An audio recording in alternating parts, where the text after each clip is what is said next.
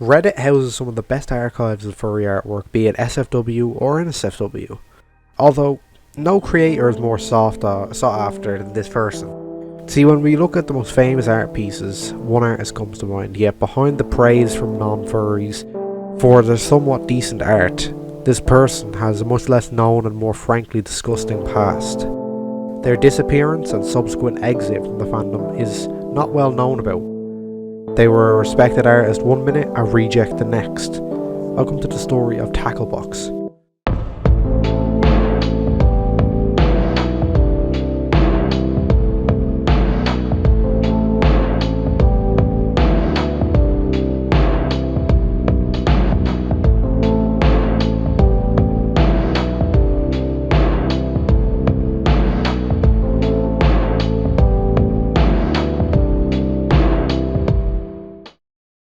Okay, so it's been a while since I've been able to make a video like this, and honestly, I've missed it so much. Actually speaking and working on these long form videos has been great fun that I've missed due to the fact that I haven't had anyone to make it on.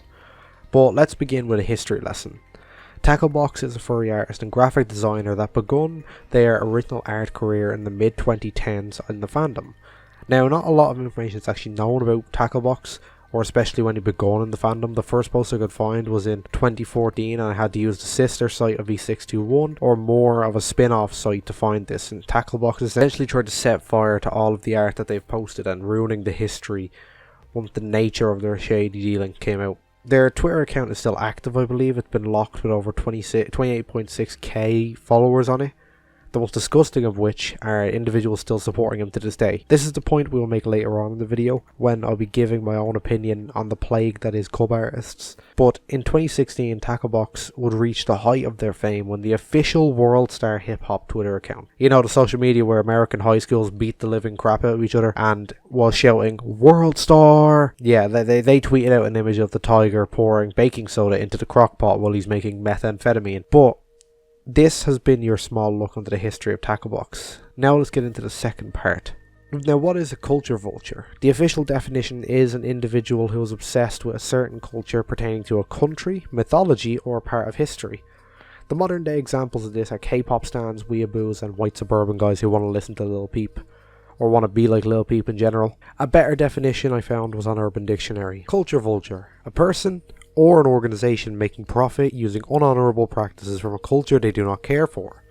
Example in music: major record labels signing the latest viral rapper, exploiting them for the max returns even if their music sucks. Example in TV shows / movies: creating and popularizing a gay character in the pursuit of LGBT community's cash. Example in video games: selling DLC for the same price as the full game, selling microtransactions, items that should be in the game for free to start with, or selling pay to win items that give players a huge advantage over other gamers in the competitive environment. These people do not understand hip-hop culture, they just want to make profit from it. A bunch of corporate culture vultures. Now, Tacklebawks is a culture vulture. It's alleged, and I've seen many POC people talking about the fact that Tacklebawks was actually a pasty white dude.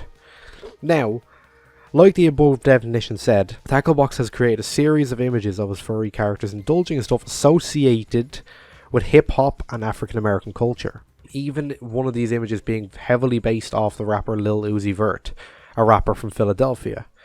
See, Tacklebawks seen the open market for furry art surrounding hip-hop, hype beast culture and high-end fashion we normally see with rich celebrity rappers, or what you'd see in their music videos that come from them. Guns, monies, drugs, burner phones, and with that open market, Tacklebawks used it to grow his portfolio and audience in these spheres. He didn't care about what said community believed in him. He used it for his own personal gain, and it's, as this tweet puts it, white people love black things as long as it's served to them by a white person. See, the American side of the fandom has seen, especially with the political war going on, has seen an ever-growing fear of people of colour.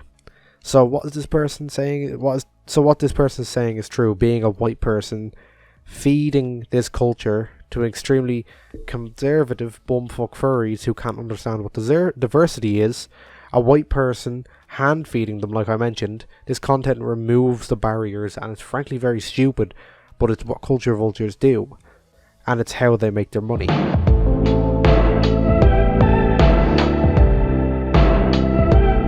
Now, beginning with the grimiest and dirtiest part of this story, on the 14th of April 2018, a user by the name of Lilac Cheetah dropped many images of a Twitter account which was believed Tacklebawks owned. This Twitter was specifically used for the viewing and sharing of cub porn, and let's be real, call it what it is, it's child porn. Tacklebawks was looking at child porn and also creating child porn. The weird fucking idiot. The Twitter account named @carpfish was retweeting some very unsavory things shown here. Not only this, but it was confirmed to be Tacklebawks. Now, there was a lot that I want to go over in the defense portion of this topic, which will be where I have a look at the freaks who actively defended him and one person who literally tried to die on that fucking hill. But the original artwork posted by Carp account, which I shit you not, was identical in detail and art style to that of our Tacklebawks' art, along with the fact that Tacklebawks' main account actively followed and interacted with the account in question. Now, when this originally dropped, a lot of people didn't know how to act. Firstly, let's see how Tacklebawks acted. Well, we see he's privated his Twitter and didn't respond to anything. Even larger artists would, but end up speaking out about this. An artist named Lido would help from another artist, Kihu Blue, would make a post speaking about Tackle, and in the post it read, "Tacklebawks is in fact still someone you shouldn't be supporting or giving viewership to. He draws child porn, depictions of black characters pandered to with negative caricatures of black people or black culture, and then they also, which we'll get into later, used someone's genuine pet for art as his way of, referencing." And Lido finishes the tweet also saying, "Also, Tacklebawks to this day still has not answered nor given a real response to these allegations, so please direct your support to other artists who need it. There are so many other great artists who genuinely are more deserving of your support and empowerment," which is very true. But besides that, how did the general public respond to the allegations of Tackle? As mentioned, Tacklebawks did not respond to this at all, and never did. Well, let's go over some of the points made by the defenders of Tacklebawks. Broigora says, "It's drawing of a furry character. There's so many of them in many categories or groups. Who cares? Go after people who actually do bad things and real people. Physical, maybe then you'll be taken seriously." I actually frequently see this opinion being thrown around with people, and oh god, don't attack this artist. There's real artists that do bad things. Go after them instead. It's genuinely such a straw man argument to defend, and you're defending a pedophile who was just exposed for drawing kiddie porn and liking kiddie porn. Now, this is the individual that I said will die on this hill. Toasted Fox, a rather large furry from back in the Vine days, responds with, "Do you have any proof that the Carpfish account belongs to Tacklebawks, or do you have any proof Tacklebawks drew said art?" And someone responds with, "It's literally his art style and his brushes." Toast responds with, "Nice."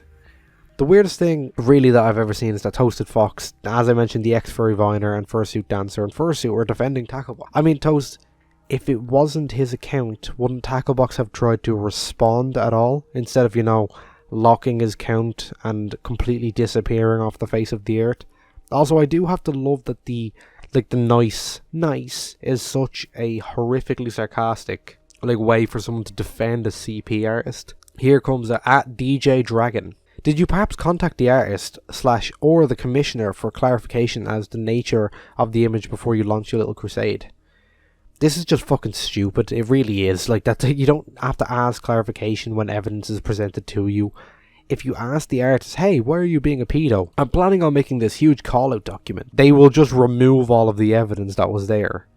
You hit them hard and fast. That's how you do it. Now, this is another kind of lol cow, if you wish. This individual, Illuminati, aka Glitter Dick Boy. Oh man, I actually hate people. "It is cub artwork that tons of artists draw. Who cares? This page is great for news that totally isn't important. What a joke." Lilac responds with, "Cub art in most cases still depicts minors in sexual situations. Sorry you're ignorant to that fact." The Weirdo responds with, "You should label yourself SJW News. I don't... What the fuck?" Wait, so defending being against paedophilia is SJW. I don't see you going after other club artists, only Tacklebawks because he's a popular artist. You're not watchdogs, you're cooks for drama and validation in slandering artist. And in Live responsibility, you're so quick to defend CP/club porn, the entire lot of you. Yeah, they're very quick to do that. Someone doesn't know the difference between child porn and club porn. This Twitter is cancer. Anyone who takes you seriously is either a bot or as useless as you. You're no watchdog for the fandom. Now, as I mentioned, this freak will come up a few different times in this situation, and I'll be surprised if this person isn't a paedophile as well. But this individual takes almost childlike responses that 50-year-old boomers on Facebook throw out. This is a lot coming as well from someone who in their bio is proclaimed as cuckolded. Like, grow up. You're 32 years old. Go fucking support North FC. His name's Darren, but he's obviously... Here's another one from Darren. Let's go. He didn't have a CP account. Cub is not CP. Stop lying. Cub legitimately is CP. Cub in terminology for a child, young animal. You're just fucking brain dead. But we've also seen in 2022 more pushes for Tacklebawks to come back. And it's always the horny people who are so much better at forgiving legitimate paedophiles so that they can get more of their heroin fix. At Shona Kinsia says, hope you come back one day. This was posted December 10th, 2022. Carter Yeen responds with, I want to see more Tacklebawks art. Posted December 23rd, 2022. Like, the support from these people it's just disgusting to see, and the fact that anyone supports Tacklebawks to this day is a testament to the stupidity of this world. It's highly likely these people are predators themselves who view their mental delusions as fetishes. But now we got to move on to the things that other things Tacklebawks did. So, along with the release of the first bomb of information regarding Tackle, another bomb had already dropped around 3 hours before, at 4:26 AM on the same day. This post was surrounding the fact that Tackle used an actual puppy as reference for both the image and the character as a whole.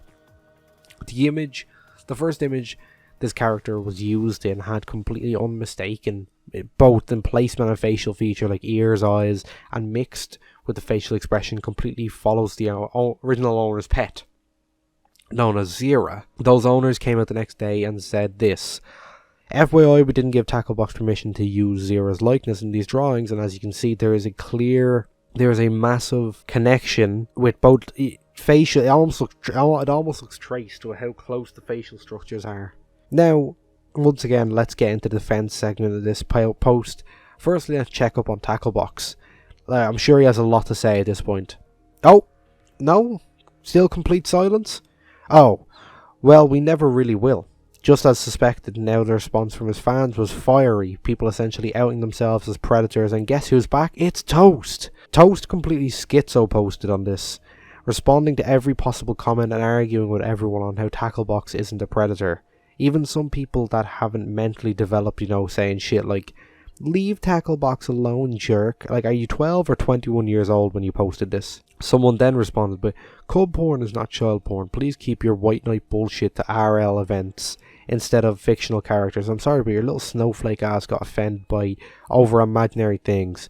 It must be really distressing to be disturbed by unexisting objects. This is a very interesting one because cub porn 100% is child porn, my friend, because while it is furry and the proportions and pornographic content and context is of a child, they are modelled after children, and the images modelling children into these horrific scenes, which is why people with your opinions go to jail. Along with that, I will speak later about that, but you do realise that consumption of this content actively pushes people into the action phase when it comes to actually grooming and sexually assaulting children, because the content simply doesn't cut it anymore. At Masochist, yes, may I see the copyright you have on your dog's likeness, please? It's an image of a dog that's publicly available to everybody. A picture available without copyright is fair use to everyone. That's not correct. Fair use isn't actually... Fair use and fair dealing is just a defense that can be used, and it has to be proven that there's enough of a difference. Everyone has the copyright to anything they own, and fair use and fair dealings is just, basically, it's not an actual law. Which means it's open for user to adopt and publish. Oh yeah, let me just adopt this corgi image as my own dog. But this really is the dumbest response I've ever seen. As a photographer, I actually have a minor degree in it. Minor, because Tacklebawks likes that. I was trained to the industry standard and understand copyright law surrounding images. Using likeness and even taking photos when published or publicising those images, you need the original person to sign a release form handing over the rights to you for all of the images, and is frequently given with a large sum of money to pay off those people. But this is just the pure stupidity of it.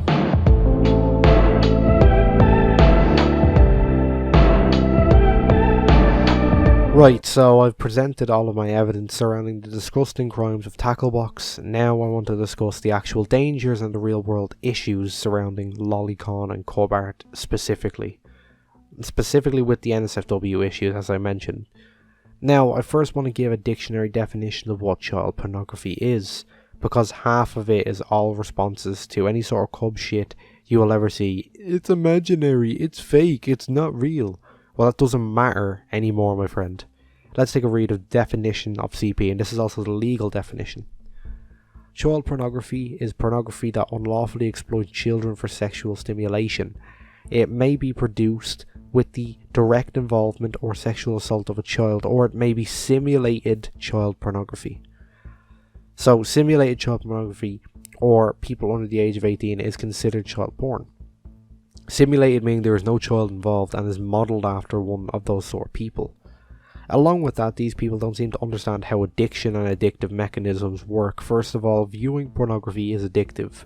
Porn releases dopamine and other brain cell chemicals. It has the exact same effect on the brain as cocaine, as it's well known. Along with that, addiction is a slope. The more you do it, the more you crave the feeling of doing it and that dopamine release, and the effects of that happen when you're so high. Nicotine calms people down. Cocaine and ketamine make you happy, so does jacking off. Now, as you do more of that, the pornography you watch will change. There's a study that has shown that there's an association between violent porn and a heightened level of adolescent violence within relationships. A study done by Michael Ibarra and showed that self-reported sexual violence increased sixfold after the viewing of violent pornography. So it shows a link between porn and the increased motive to act and behavioural changes when viewing taboo pornography over a long period of time.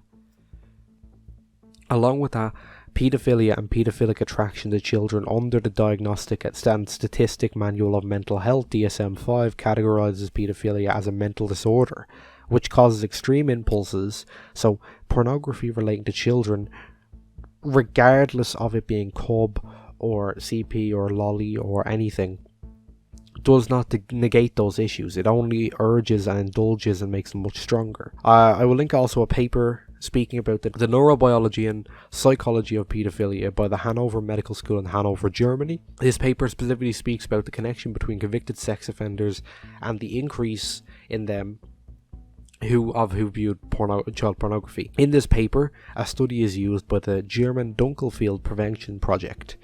In this study, among 345 paedophiles admitting one or more sexual offences against children, 37 have solely used child pornography before attacking said child. 21 committed exclusively hands-on sexual contact with no pornography of children, and then 42 said that they committed both. So when you put both of those together, that's 79% of the 340 pedos had used that before acting and have used that during acting. It's disgusting. 73% solely use pornography before committing those sexual offences, as mentioned, only committing their crimes, and 21% only committing their crimes, and 42% had done both methods.